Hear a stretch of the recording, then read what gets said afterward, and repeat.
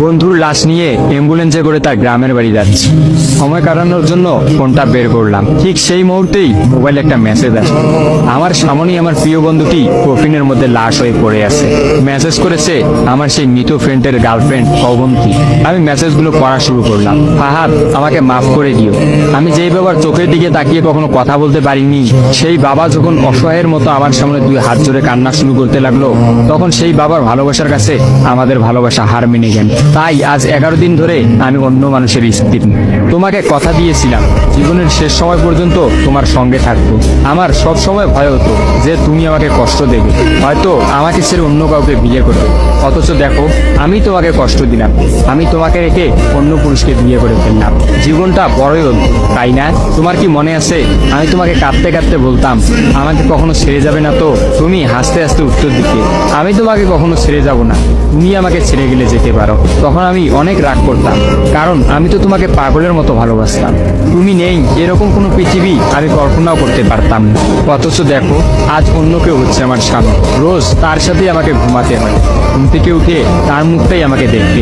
মানুষের জীবন এমন কেন যে যাকে চায় যদি তাকে পায়?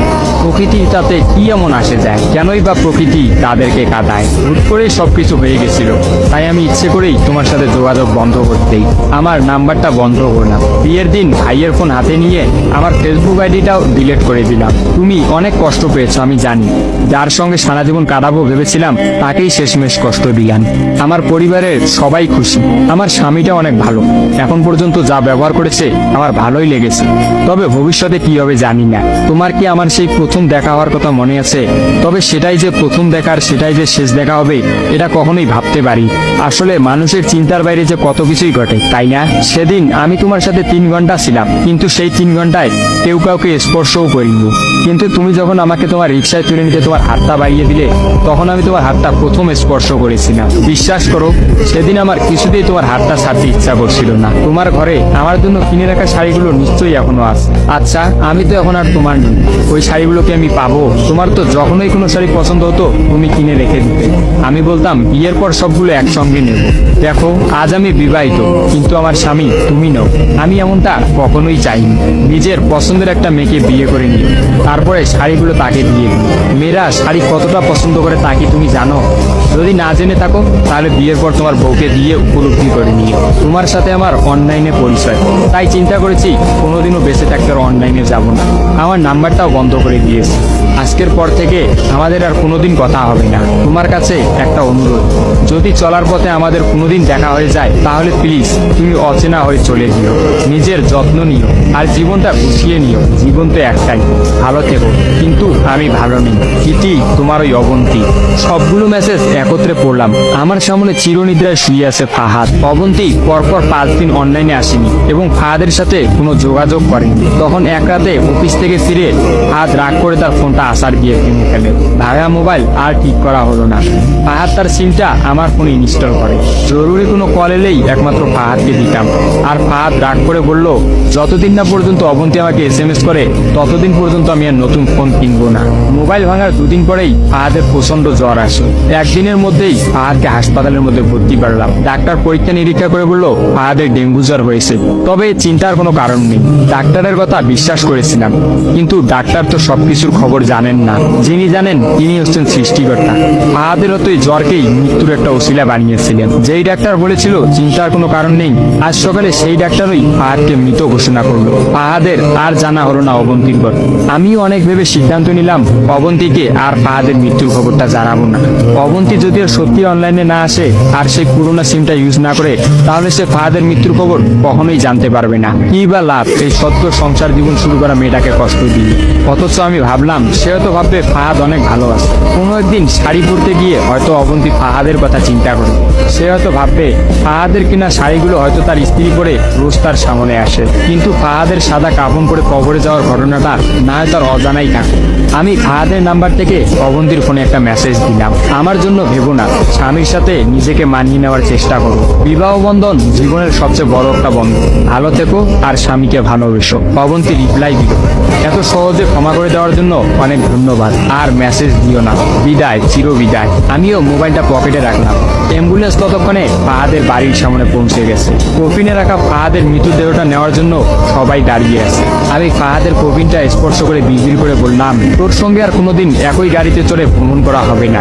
আজ তোর আর আমার একসঙ্গে ভ্রমণের শেষ দিন। বিদায় বন্ধু, চির বিদায়। ও একটা ভাইয়া আমারে বলতেছিল যে ভাই আপনি তো অনেকের গল্প শেয়ার করলেন, তো আমারও একটা গল্প শেয়ার করেন আমার ভালোবাসা মানুষটাকে নিয়ে। ভাই আমার বলতেছিল ভাই আমি যে মানুষটাকে ভালোবাসি ভাই বিশ্বাস করেন আমি বলে শেষ করতে পারবো না যে ওই মানুষটা আমার জন্য কি করছে জীবনে, এত স্যাক্রিফাইস এত কিছু। আসলে আমি নিজে অনেক সময় অবাক হয়ে যাই যে এই কি আসলে কি আমার ভালোবাসে নাকি এর থেকে অনেক বেশি কিছু। শুধু ভালোবাসার জন্য মানুষ এত কিছু কিভাবে করতে পারে? আমি কখনো তো ভাই এই জিনিসগুলোর জন্য করতে পারলাম না। দিনের পর দিন ঠিক আছে আমার জন্য ফ্যামিলির কাছে অত্যাচার সহ্য করছে, বাট বিশ্বাস করেন ভাই আমি যদি কখনো জিজ্ঞাসা করছি যে কি তোমার কিছু বলতে বাসা থেকে, সবসময় একটা কথাই বলতো যে না আমারে কিছু বলে নাই। আমারে কি বলবে? তুমি বলো দেয় কি বলবো মানে। হ্যাঁ, কিন্তু ভাই আমি যখন খোঁজ খবর নিতাম তখন শুনতাম যে প্রায় ওর গায়ে হাত তুলতো ওর ফ্যামিলির লোকের, কিন্তু কখনো আমি শুনি নাই যে আমার একটা বার বললো যে তোমার জন্য আমার যে এই যে এত কিছু আমার মা বাবা আমার গার উপর হাত ওঠায়, কখনো শুনি নাই ভাই, কখনো বলেও না একটাও নাম। কত সুন্দর সুন্দর ছেলে পেলে, আমার থেকে সুন্দর সুন্দর চেহারা ছেলে পেলে তার পিছে টাঙ্কি মারে লাইন মারে, কখনো দেখিও নাই সে তাদের সাথে একবার কথাও বলছে। অনেক বড় একটা কপাল ছিল যার কারণে এরকম একটা মানুষ পাই, যার কাছে পুরো দুনিয়াটাই এখনো আমি। বিশ্বাস করতে পারবেন না আমাদের সম্পর্ক 6 বছরের। আর আরেকটা খুশির কথা শোনাই, সেটা হচ্ছে ও এখন আমার বউ। আর এইটার পিছনে সম্পূর্ণ যা যা কিছু ছিল সবকিছুই ও করছে। আমি যখন ওদের ফ্যামিলিতে ঠিক আছে জানাই যে আমি বিয়ে করতে চাই, তখন আমার চাকরি ছিল না, তখন ওর মা বাবা ডিরেক্ট বলে যে না বিয়ে দিতে পারবো না। তখন ও সবার সামনে একটা কথা বলছিল আমার এখনো পরিপূর্ণভাবে মনে আছে, আমি ওর সাথে চলে যাবো, ও আমাকে যদি রাস্তায় নিয়ে রাখে তাতেও আমি থাকবো, তোমাদের যদি ভালো লাগে তোমরা আমাকে দিতে পারো, আর যদি না দাও আমি নিজে চলে যাবো, আমাকে আটকাতে পারবো না। তো তখন কথাটা শুই না মানে এতটা ভালো লাগছিল আমার, আমি আসলে বলে বোঝাতে পারবো না যে এত ভালোবাসতে পারে কেউ। তখন ওর ফ্যামিলি ওর গার উপর হাত উঠায়, হাত উঠানোর পরে আমি ওনাদের অনেক রিকোয়েস্ট করি, তারপর ওটা শুনে নাই। ও তখন আমার হাতটা ধরে সবার সামনে বলতেছে চল। সবাই বলছে না যে তুমি কিছু করতে পারবা না, আমি সবার একদিন দেখাই দেবো যে তুমি কিছু করতে পারবা, তুমিই পারবা, তোমার দ্বারা সবকিছুই সম্ভব, আমি সেটা প্রমাণ করে দেবো। আমার কেন জানি ওর পর থেকে নিজের ভিতরে অন্যরকম শক্তি কাজ করতে থাকতো যে না আমার কিছু একটা করতে হবে, আমার কিছু একটা করে দেখাইতে হবে। আমার ফ্যামিলি অবশ্য আমাদের দুজনকে মেনে নিছিল, অনেক ভালোবাসে আমাদের দুজনকেই, তো আমরা ভালোভাবে চলতেছে সবকিছু। আমার ওই যে জেদটা যে আমার বউ বলছিল যে না তোমার কিছু একটা করে দেখাতে হবে আর তুমি পারবা, সেই জেদে আজকে আমি অনেক ভালো কিছু হয়ে গেছে জীবনে। একটা জিনিস কি জানেন, খুশি থাকার জন্য টাকা পয়সার দরকার হয় না। টাকা পয়সা আজ আছে কাল নেই, টাকা পয়সা আজকে নাই তো কাল আসবে, আসবে কিন্তু কিন্তু এমন একটা মানুষ দরকার, এমন একটা ভালোবাসার মানুষ দরকার যে মানুষটা আপনার শেষটা অব্দি আপনার পাশে থাকবে, আপনার কাছে থাকবে, আপনাকে ভালোবাসে আপনার হাতটা শক্ত করে জড়াতে থাকবে। মানে যেমনই পরিস্থিতি হোক যেমন অবস্থা হোক, সে মানুষটা সবসময় আপনাকে বলবে যে আরে আসি তো, তুমি টেনশন করতেছো কেন, আমি আসি না, তুমি ভয় পাও কেন, আমি কি চলে যাইতেছি, তুমি এত কিছু করতেছো তো শুধু আমার জন্য, তাহলে আমি যদি এতটুকু এই সামান্যতে যদি থাকতে পারি তোমার কাছে, তাহলে তুমি কেন থাকতে পারবে না, তাই না? তো থাকো তুমি আমার সাথে, এতেই হবে আমার, আর কিছু লাগবে না। জীবনটা ছোট, আর এই ছোট জীবনে ভালোবাসার মানুষটাকে পেয়ে গেলে যে আনন্দটা অনুভব হয় তা হয়তো বলে বোঝানোর না, আর বলে বোঝানো সম্ভব না। তবে শুধু এটাই বলবো যে ভালোবাসার মানুষকে পাওয়া কিন্তু আসলে একটা ভাগ্যের বিষয়।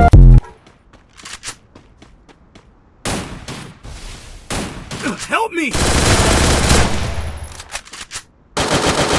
Killing spree! Good job.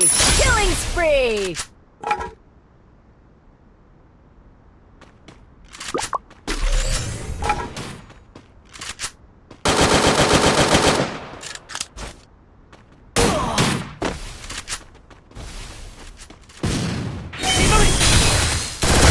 Wipeout!